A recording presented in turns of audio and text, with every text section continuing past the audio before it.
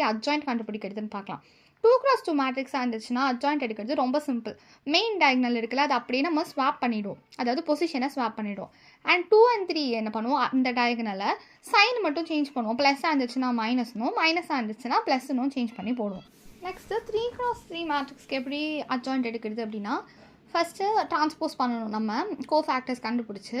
So ஆல்டர்னேட்டாக sign போட்டுக்கலாம், plus minus plus minus plus minus and plus minus plus அப்படின்ட்டு. இப்போ first பொசிஷனுக்கு 1ஓட காலம் அதோட ரோ விட்டுட்டு மிச்சத்தை எழுதியிருக்கேன்.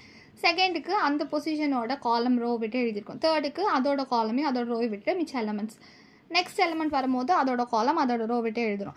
அடுத்து 0 எலமெண்ட்டுக்கு அந்த காலம் அந்த ரோ விட்டு மிச்ச எலமெண்ட்ஸ். இந்த மாதிரி ஒன்றுத்துக்குமே கரஸ்பாண்டிங்காக அது என்ன பொசிஷனில் இருக்கோ அந்த பொசிஷனுடைய ரோவையும் காலமையும் விட்டுட்டு மிச்ச எலமெண்ட்ஸ் எல்லாத்தையுமே டிட்டர்மினன்ட் உள்ள எழுதிட்டே வரேன். ஸோ தட் நம்ம அந்த 2x2 டிட்டர்மினன்ட் சால்வ் பண்ணுவோம்ல, அந்த மெத்தடில் சால்வ் பண்ணி ஆன்சர் வந்து கண்டுபிடிச்சிக்கலாம்.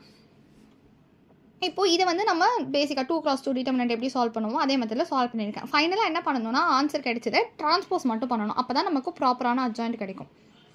இன்வர்ஸ் ஆஃப் அ மேட்ரிக்ஸ்க்கு ஃபார்முலா இருக்குது. A இன்வர்ஸ்னால் 1/determinant of A into adjoint A. இதில் நமக்கு determinant of A மட்டும் not equal to 0 இருக்கணும். ஏன்னா அது டினாமினேட்டரில் இருக்குது. 0 வந்தால் நமக்கு இன்ஃபினிட்டி ஆகிடும், ஃபர்தராக ப்ரொசீட் பண்ண முடியாது.